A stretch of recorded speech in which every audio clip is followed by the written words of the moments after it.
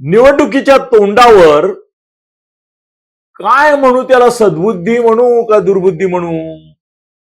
सद्बुद्धी अशा लोकांच्या दृष्टिकोनातून बघावं लागेल की जे दुकानदार आहेत आणि ज्यांना आपल्या दारात फुटपाथवर फेरीवाले नको आहेत, किंवा जी मध्यमवर्गीय माणसं आहेत जी कारमधून जातात, ऑनलाईन ऑर्डर करतात आणि मॉलमध्ये खरेदी करतात आणि कधीतरी फुटपाथवरून जातात, त्यावेळेला त्यांना फेरीवाल्यांचा अडथळा होतो. त्यांच्या मते हे सगळे फेरीवाले अनधिकृत आहेत, ते हटवले पाहिजे.